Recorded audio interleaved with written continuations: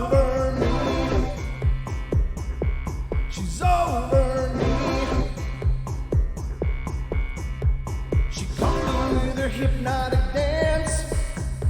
She holds me here with only a glance. She's over me. She's over me.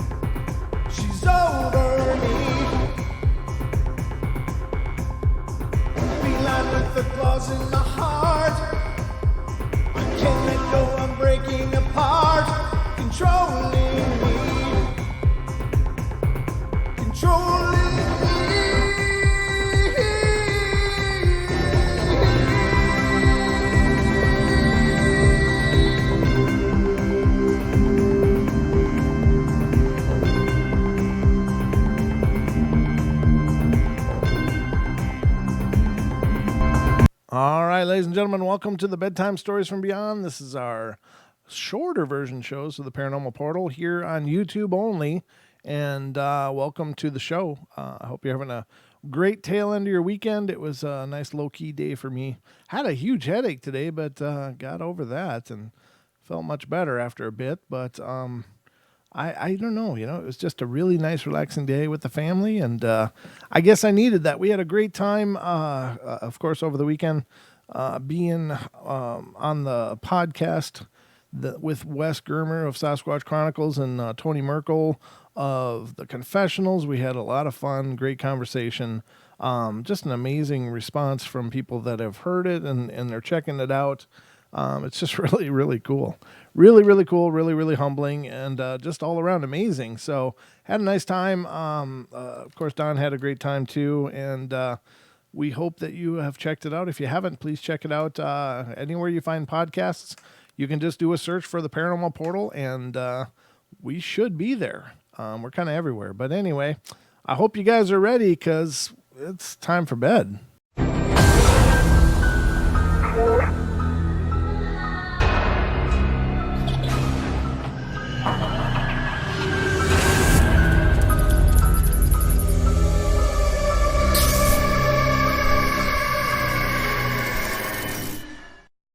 All right, ladies and gentlemen, this is the Bedtime Stories From Beyond.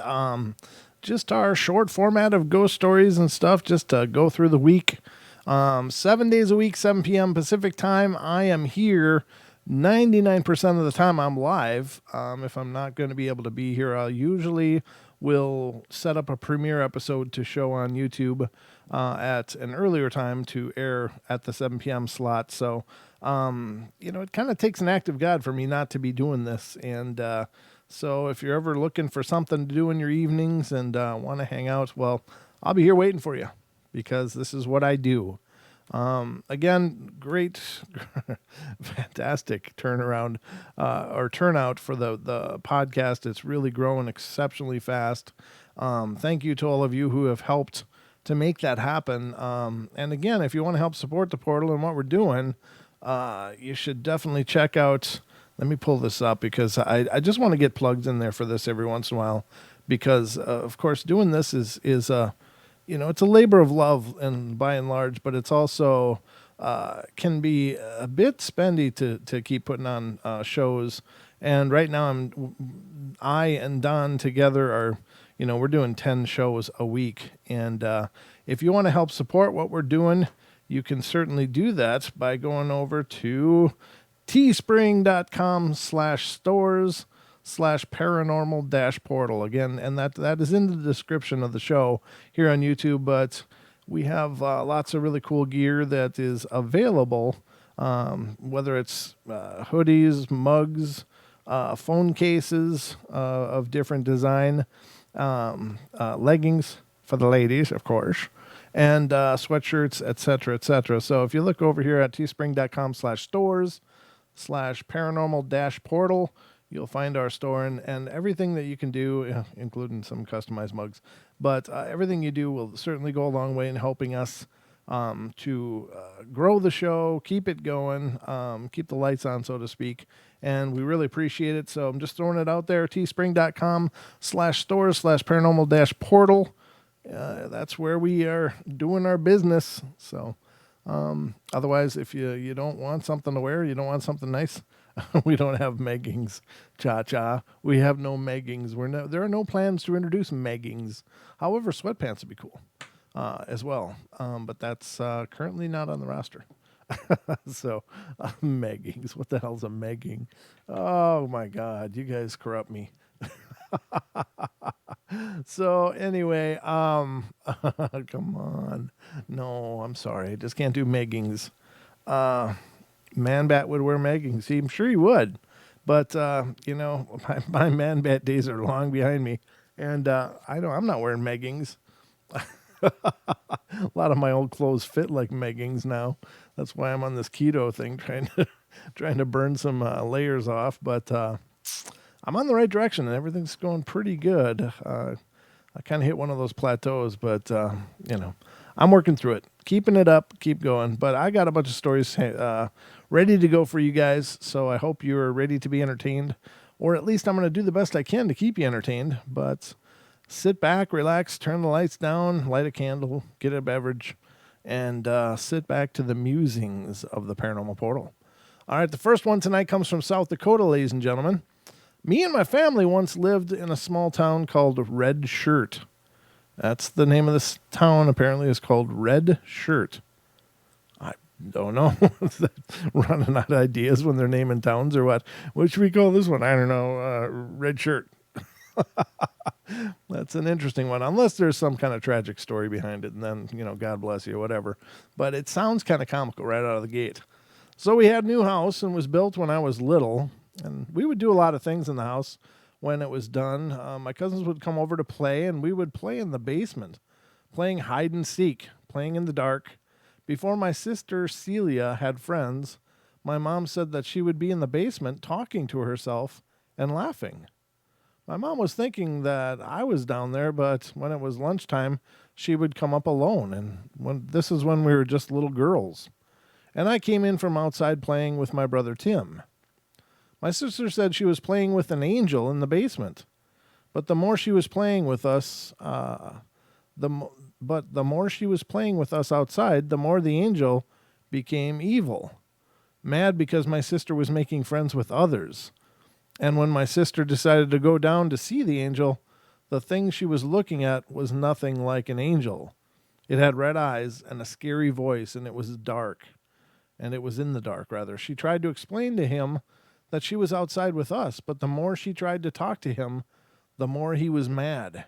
He tried to attack her, but she ran upstairs. Nowadays, when we try to go to sleep, you can hear someone coming up the stairs and going down them, too. And every time we go down to wash clothes, we have a weird feeling. Once my mom tried to wash clothes, she saw something in the corner of the basement, and she ran up, and we decided to move.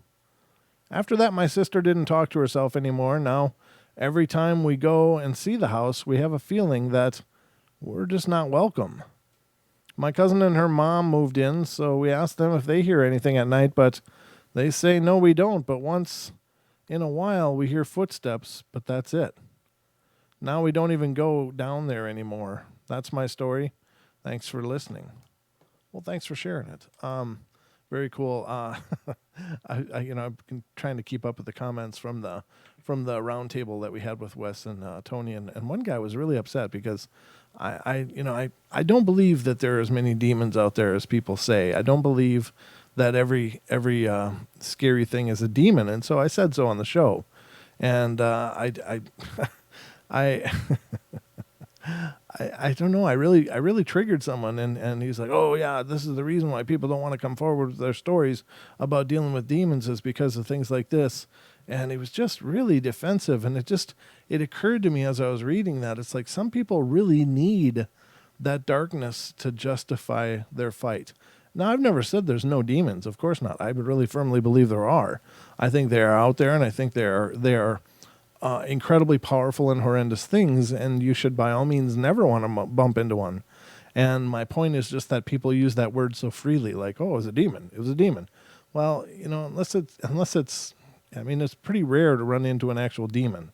I don't believe there are as many as there are, but man, this guy was really pumped. He was just really upset that I said what I said, and it wasn't a dismissal at all. Again, I do believe there are demons. I do believe people are tormented by them, but I don't believe that most often people are able to run into them. Hold on one second. What in the hell? That's weird. All right. I ended up pocket dialing my wife for some reason. I don't know why, but I had to, hang up on her. Hope she isn't offended. But I don't know. I don't know what the guy was so uptight about. There was never a claim made that there aren't demons. There was never a claim made that people aren't tormented by demons.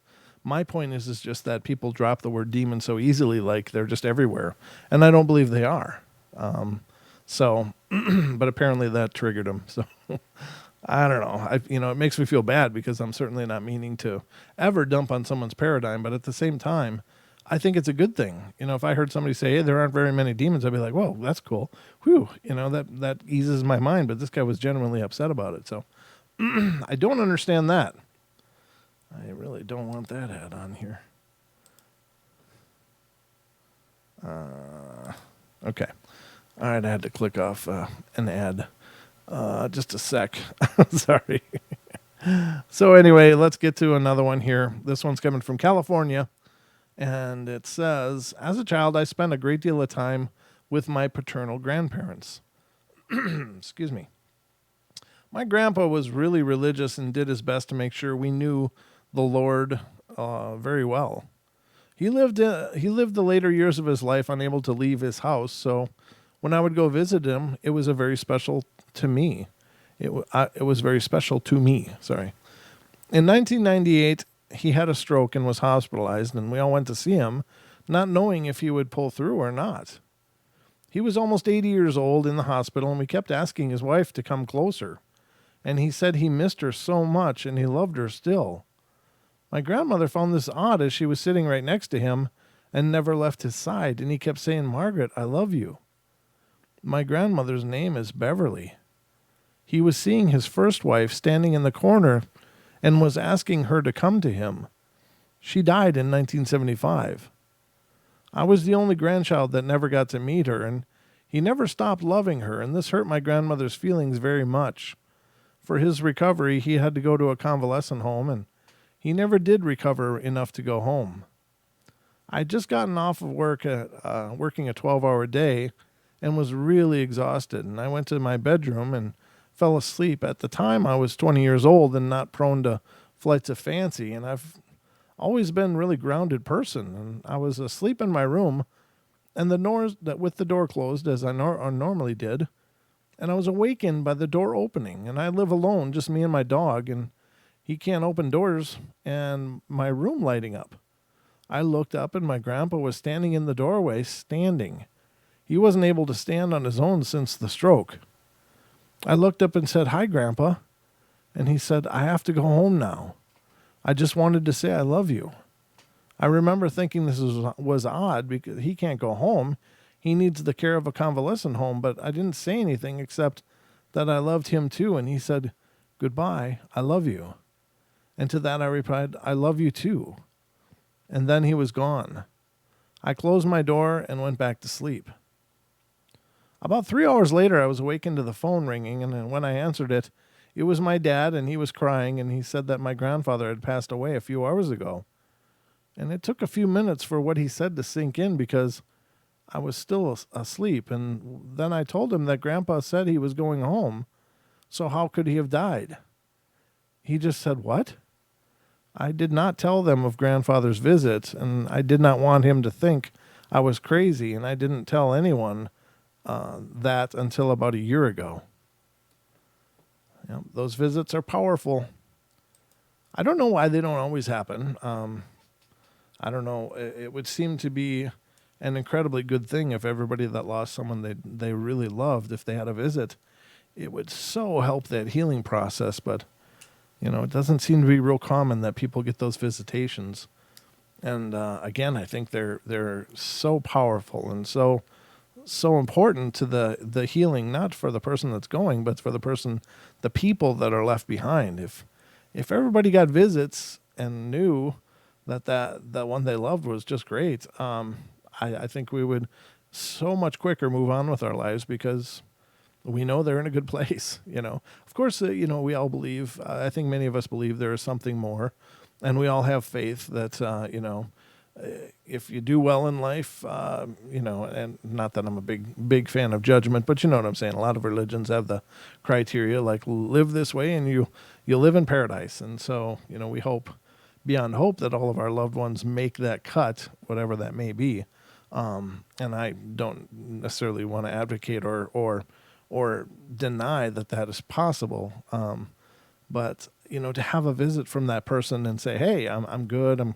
I'm home and everything's wonderful." It's like, okay, now I can move on. Now I know that you're okay. And, I don't have to think about missing you because I know you're always around, that kind of thing. I think it would be great if we could all have that experience. I think that would be so powerful and so important to that healing process. Oh, man. That's some good water. All right. Let's continue. So this is in California as well. It says, in 2002, my husband committed suicide. Our son was 8 months old, and we moved back to California to start our lives all over again. And I had to live with my parents in their basement for a year until I could get back on my own feet.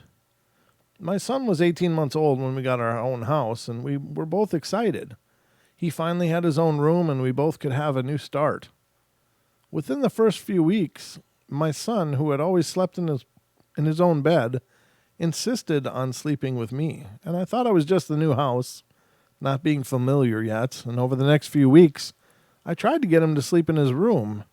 If I had laid down with him, he would fall asleep. And the first time he saw the man in his room, I was terrified. He woke me up and told me the man in his room won't let him sleep. I jumped out of bed, and my first thought was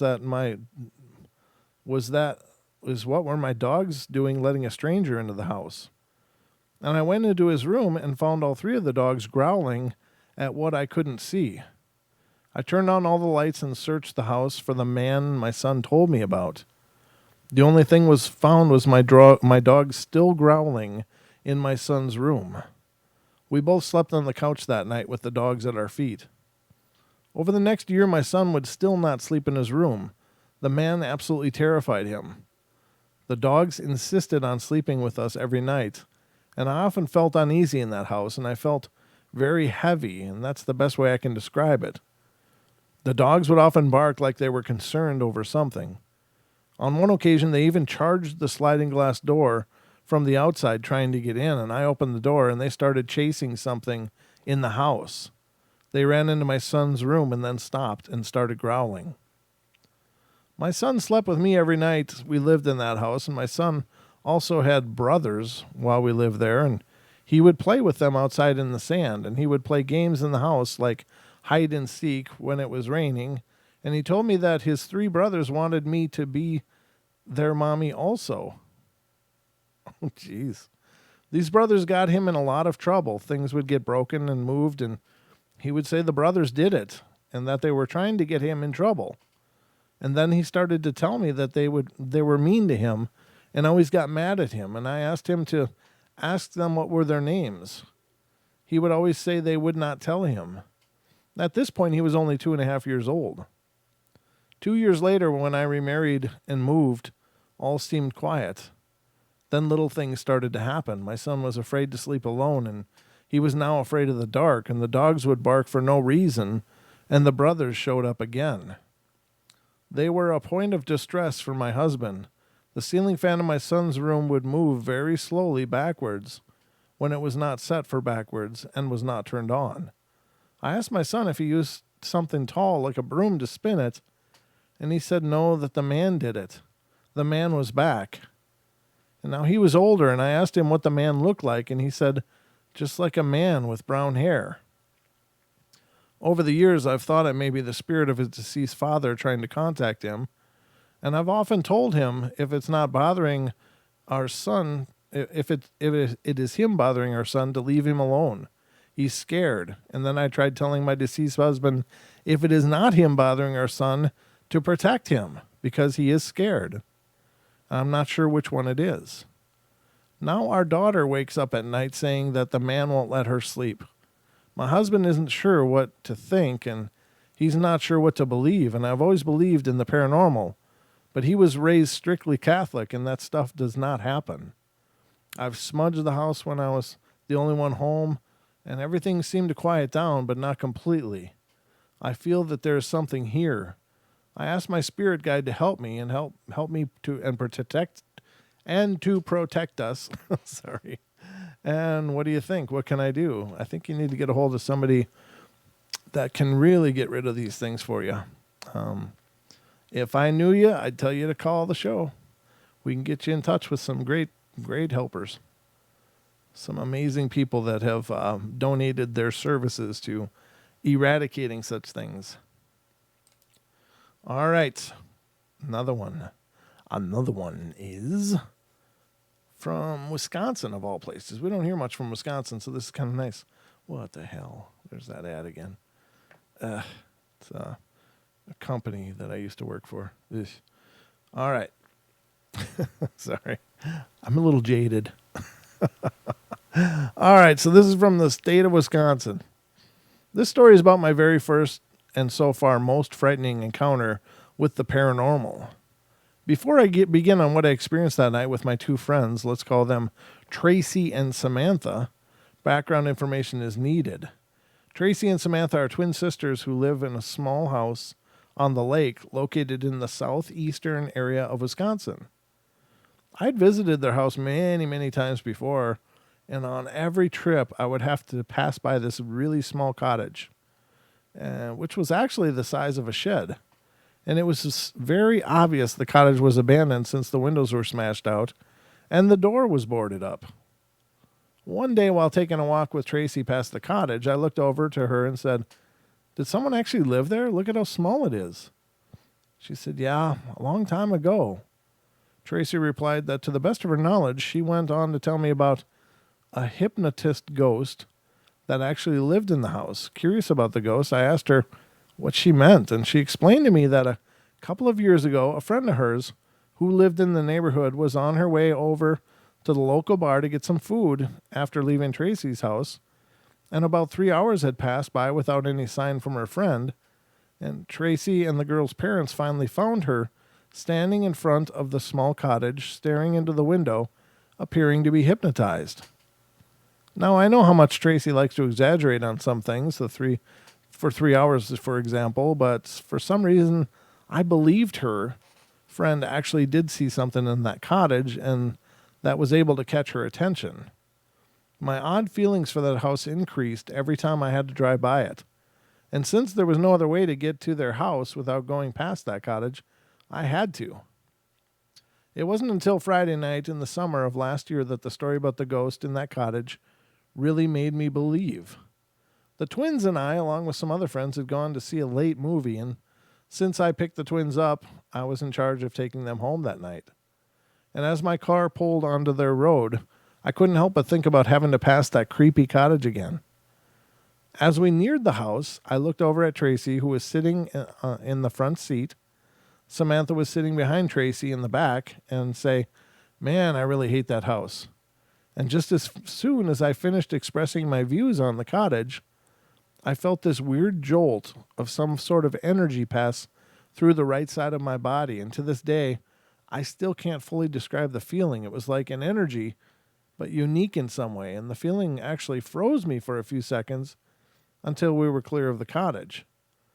Pulling into the twins' driveway, I looked over at Tracy, and I just got the weirdest feeling as we went by that house, I said. Yeah, I felt that too. On the left side of my body, she replied. I felt it on my right. We sat in the car for a few seconds trying to explain the feeling to each other. And meanwhile, Samantha was in the back seat looking at us like we were both crazy. And when I asked her if she felt anything as we went by the house, she said nothing seemed strange to her. The cottage was eventually knocked down later in that summer, and now I don't fear having to pass it on my way to their house. But it was an experience I will never forget. Yowza. Very strange. Hypnotizing ghosts. I guess that's pretty plausible, really. Compulsion is often brought up in demonic cases, where people feel like their will has just been exerted, or a will has been exerted over them. Many cultures around the world talk about a lot of mysticism. People that can hypnotize you just with a touch. They can just touch you, and you will just do their bidding. And that's really a big thing in Indonesia. And I'm not sure what it is, or what makes it so, but it seems to be somewhat of a mind control, for lack of a better term. And it's based off of just a touch. Like if someone taps you, boom, they can just take control. And I don't understand it. It's kind of spooky, really. But there's stories of people just being in their area, and somebody will come up and tap them, and the next thing they know, they've emptied out their bank account and all their stuff was stolen, and they don't know what the hell happened. It'll be hours and hours later. And so whatever it is, it's pretty creepy. Pretty creepy. Believe it or not, I can't say. I've not experienced it. But if there is such a way for a spirit to exert its will and to cause you to go into a disattached state, a hypnotic state of sorts, then that's pretty scary stuff. And it's got to be a pretty powerful type of haunt. Oh, I'm getting some emails here. I can't read them now, but I'll read them as soon as I can. Miss Cha-Cha. All right, so let's get to the next one. This is coming from Michigan. It is you. I know. I got this light board going on, like ding, ding, ding. Oh, okay. So, in Michigan, what's going on? It's 1986. I was divorced with 2 small children under the age of 4. That seems like the theme tonight, doesn't it? Broken relationships coming up. Whether, the first one was by suicide, and the other one, I don't know. There's all these single people running around. All right, so 1986, I was divorced with 2 small children under the age of 4, and we stayed with my sister for a year until I could afford our own place. Finally, I found our dream home. It was pretty 3-bedroom, green, and 14 by 70 feet with 3 bedrooms in it. I already said that. But just right, I thought, for us, so I bought it. This trailer was in Ypsilanti, Michigan. Ypsilanti, Ypsilanti, Michigan. My children and I moved in around the end of November 1987, and all seemed okay for a period of time. One weekend near the spring of 1988, my children went to their dad's house for the weekend visit, and I was there by myself. And I was awoken in the middle of the night with the water running full blast in the bathroom, which was the room next to mine. I got up and looked to see the water on, and when I went to turn it off, I noticed that it was on as far as it could be on. I couldn't figure out what made it do that, so thought nothing of the matter and went back to bed. My sons came back home on Sunday. A few days later, my oldest son, Jimmy, comes into the bedroom and in the middle of the night wanting to tell me that the water faucet was on and did I forget to turn it off. I told him I did not have it on, and that I found it one night while they were gone, which I should not have said, as it frightened my son. A week or so went by, and all calmed down. My children were sleeping in their own rooms again, when I heard my oldest son running down the hallway with his brother in tow. Mama, Mama, we're frightened, and can we sleep in here? And I asked them what was the matter, and my oldest son, Jimmy, said, the water was on Mama again, and I went to turn it off, and it just turned off while I watched it. He said after that happened, my sons would not sleep in their own rooms until they were much older. In early summer of 1988, I went into my son Jimmy's room, and he told me to stop, or I would step on his friend. And I looked around and didn't see anyone. I said, where's your friend? And he said, by the door. I stepped back and peered into the room, and I didn't see anything or feel anything. And I told him, okay, I would not come in. When his friend left, let me know. From 1988 until we moved in 1996, things that were unexplained kept happening in the trailer, and one night, my son Jimmy was sitting in the kitchen behind me with a toy car that had a wire on it. It was a remote control, so I took out the batteries and told him I have to get more before he can use it again. And suddenly, the car started up right by my son's feet and went around and around in circles for a few times, and then settled down and was dead again. My son just looked at me in amazement, but we weren't frightened. My mom and her sister came over to watch a movie with us, and this was in the early 1990s, and we were in the living room, and all of a sudden, the can opener came on, and it sounded as if a can was being opened, only that there was no one near it. And we all turned around to see what was happening, and my aunt asked if this happens often, and I told her not that it was a first, but other things have happened since the children and I were here. No one seemed frightened, and we were just continued to watch the movie. In late summer of 1993, my mother passed away, and I couldn't sleep for days after she died. And I was laying in my bed wishing I could sleep, and then I smelled lilacs, like the perfume she used to buy from Avon for years when I was a child. And I said, Mom, I love you and I miss you and thanks for coming. After that, I slept for hours. After my mom died, things in the trailer seemed to act up more often. People would walk halfway down the hallway and the lights would come on when we got close to my bedroom, and they would go off. Some people never came back to my house after that, and sometimes I would nearly be in my bedroom when the hall lights go off and the bedroom lights would come on. And I said, okay, Mom, you have frightened me, now stop that. And the light would go back off, and I felt fine. Early in the fall of 1993, I would hear voices in the hallway. My children were in school, and I was the only one there in my bedroom, and I stepped out in the hallway expecting to see someone there, and yet I saw no one. The water faucet came on full blast. I went into the bathroom and yelled, okay, stop this right now.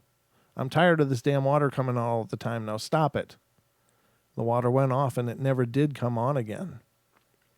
In July of 1982, this guy, Camerlo, came to live with my children and I, and one day he came to where I worked and asked me, why didn't you tell me your place is haunted? I said, what are you talking about? And he told me this. I was getting ready to take a shower, and I turned off the stereo and TV, and I was walking down the hallway to the bathroom, and I heard the stereo on, so I went back to see why it was on. And when I got to the living room, the knob that said off was off, but the stereo was on.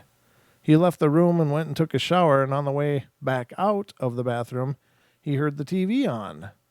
And when he got to the living room, the knob was off, and the TV was on with a picture of a movie. And he said he got frightened and left the house to come and tell me about it where I worked. And I just laughed and told him that happens and other stuff too.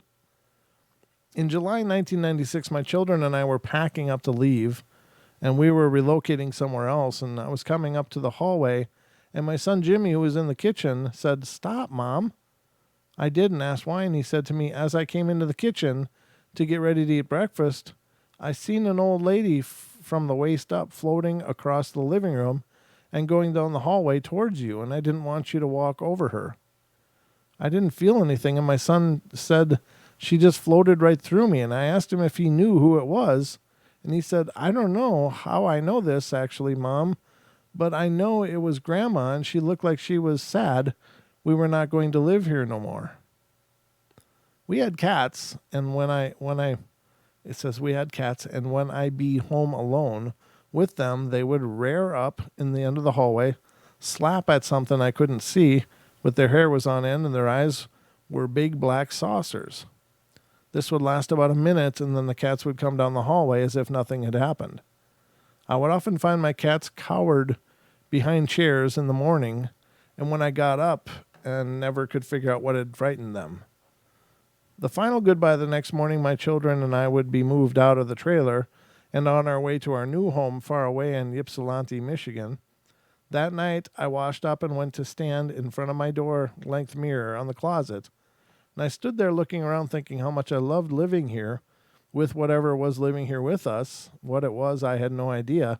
Yet I was only frightened a few times, and whatever was in our trailer didn't ever hurt us at all. I kind of hated to leave the trailer as I knew whatever it was here would not travel with us and would stay behind, perhaps bother others who did live here next. So as I was thinking of all this, running through my mind and looking into my mirror, I thought I had seen something from the corner of my eye, and I looked to the right of me out of the bathroom door, which I could easily see the hallway, and I couldn't see anything but felt there was something out there looking at me. I looked back in the mirror and looked down, and when I looked back into the mirror, over my left shoulder, the reflection I could see was my mom's face, as if she were standing over my shoulder behind me, looking into the mirror. I just kept looking at it for what seemed like a long time. I wanted to be held by her. She looked sad in the mirror, and I smiled, and she just looked the same. I turned around, and there wasn't anyone there behind me, and I looked around the room, and no one could the naked eye see. I looked back into the mirror, and she was gone forever. We left the next day, June 29th, 1996, and I went back for years by that trailer and always wondered if whatever was there when my children and I lived there was still lurking around doing their own thing. My son Jimmy went by there last year where we lived in that trailer court, and it's still there, the trailer court. The trailer we lived in is no longer there, however, and I still think of that haunted trailer with the memories etched into my mind's eye where I raised my babies until teens and all that went on there, and yet we were never hurt, surprised, and sometimes scared, but not hurt. Very cool. Good story. Again, it's not always negative. It's just something there, and you kind of have to decide. My neck's killing me. You have to decide if you're okay with it. If you're okay with it, then it can be peaceful, but some people just aren't okay with it, and that's fine. I mean, that's not a degrading statement. It's some people can deal with stuff like that, and some people just don't want anything to do with it. They just want their 3 dimensions and a normal life, and that's important to them. And when something challenges that, they kind of lose their comfort zone. But what do you do? What do you do? All right, continuing on, we're going to the great state of Tennessee. Let's see what's going on in Tennessee tonight. In August 1994, I started working at a small mom-and-pop type grocery store in the small town where I live. And after having worked there a little over a year, I was promoted to evening manager with the responsibility of making sure the store was cleaned and the register was cleared and counted, ready for the next day's business. One evening in the spring of '96, I had an experience that I really will never forget. I'd already locked up for the night, and we closed at 9 p.m. and finished mopping and was in the office counting up the register when it started. I first heard what sounded like a radio that was in the off station turned up full blast, and I left the office thinking it was the intercom going haywire, but upon inspection, found that it was turned off, and then I proceeded to check out the stock room and meat room, and when I got to the meat room door, that's when the moaning, wailing, crying, and crazy laughing started. In addition, and the static sound. I was starting to get a little spooked, not thinking spooks or anything, but that maybe someone was inside the store trying to scare me or scare me off. I immediately went to the office and got the 357 Magnum and made a thorough sweep of the store both inside and out and found absolutely nothing. And now I was scared. Now I was thinking spooks. All the time that I was checking, the sounds were still going on, and I had isolated them to the meat room, and I wanted someone else to hear them for my own sanity's sake, and I called the day shift meat cutter and talked to his wife, but he wasn't at home. And by the time I hung up the phone and got back into the meat room, the sounds stopped. I was standing in the meat room trying to comprehend what had just happened when for the first time I heard talking that I could understand. It was a man and a woman. The woman said, "Do you think he's had enough?" To which the man replied, "No, let's do it again." And it then started up all over again, even louder. Even though I was scared, I wasn't going to let it run me out before I finished doing my job. My employer, who I considered a friend as well, was counting on me, and I wasn't going to let him down. I went back to the office and finished up in record time, I might add. About the time I finished, the noises stopped and the phone rang. It was the butcher wanting to know what was wrong. His wife told him that I sounded like I was scared to death, and I told him that I would tell him the next day and that I was going home. The next day I told the butcher what happened and asked him not to tell the boss. Well, he told him anyway, and the next thing I knew, I was called into the office to recount the whole story again. Oh, great. Now the boss will think that his evening manager is Looney Tunes. To my surprise, he believed me and made me promise that if it happened again to call him. He told me that he had heard stuff there too, but not on this big a scale. I have seen and heard other things in my nearly 13 years working at that store, but this was by far the most upsetting. Huh. Oh, okay, so apparently there's an update to this story. Note from the webmaster, the author of this story has informed us in November 3rd that he was actually the victim of a hoax. So apparently someone was hoaxing him. That's unfortunate. That's really, really, really stupid. But anyway, there you have it. They can't all be real, I guess. There's plenty of that going on too. But at the very least, true or false, they're good discussion points, good topics, good things to think about. Because while one may be a hoax, we've heard, hundreds of others that allegedly weren't. And again, we can't know for sure, but if even one of them is true, that's a lot. That's huge. That's incredible. Montana rocks. Duke says Montana rocks. That's what I hear, Duke. I'll hopefully find out sometime. Oh, man. Feels like my neck just has to crack, but it doesn't. I haven't figured out the way to turn it to make it do it. It's like one of those pains that goes like from my shoulder all the way up around my head, almost like a light migraine, but not that much. It seems it's coming back. I should try it. Move in a different position, maybe. Let's try this. All right, got some more. Got some more open, ladies and gentlemen. Let's see, what time is it? We got a time for maybe a few more if they're not too long. This one's medium long, so let's start with this one. Rhode Island. I'd like to share the strangest of the strange moments I've ever had, but first I need to explain this. I live in a third-story apartment building on the first floor, and before this became an apartment building, I believe the first floor was a laundromat and a store back in the day. Half was the laundromat and half was the store. Back in 2003, I had a pet rabbit named Alaska.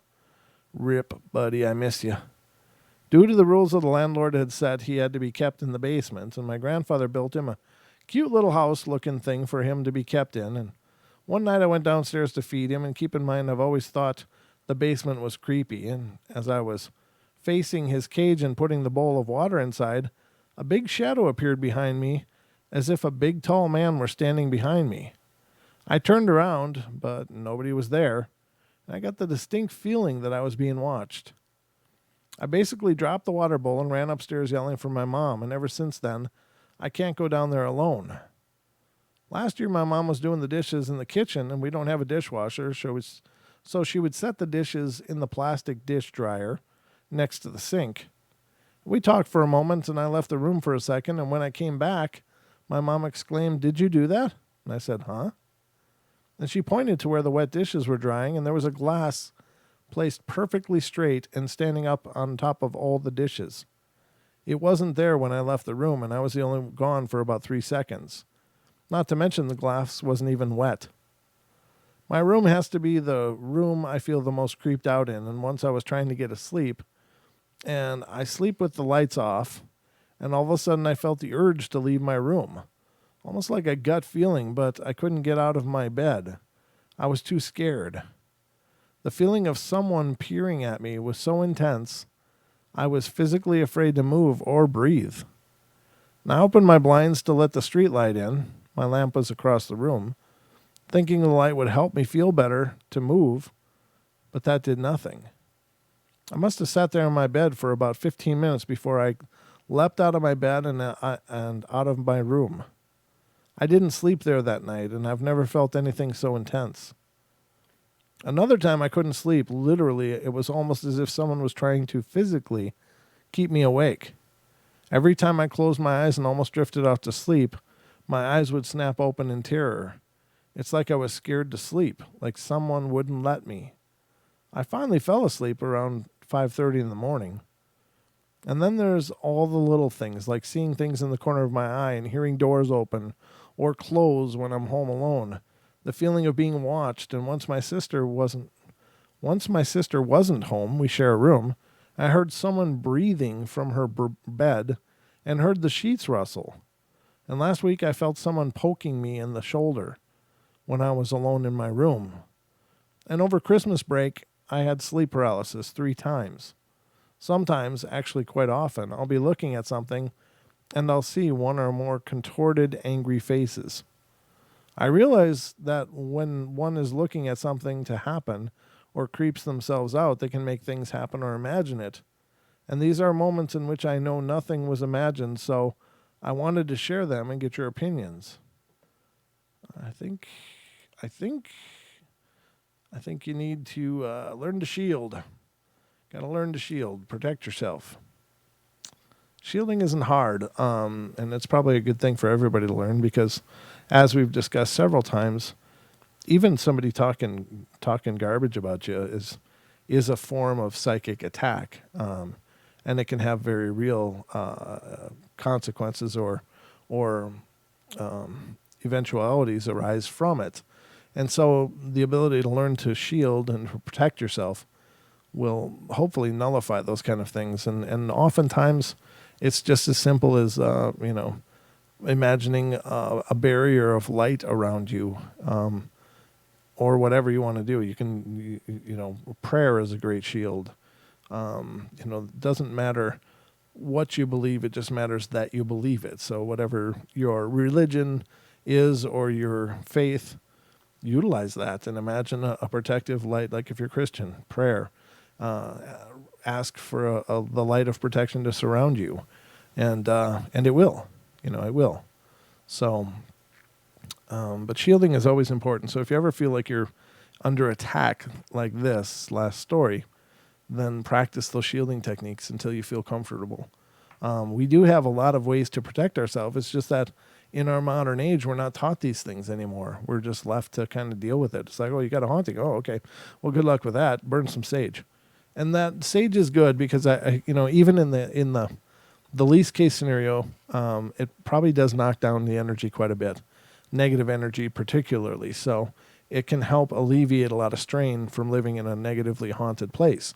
But if you know how to shield and you burn sage and about whether it's prayer or whether it's incantation or affirmation or whatever, as long as you believe in it, doing those things in concert, running around with the Bible, reading powerful verses, things that really resonate to you powerfully, because you're the conduit.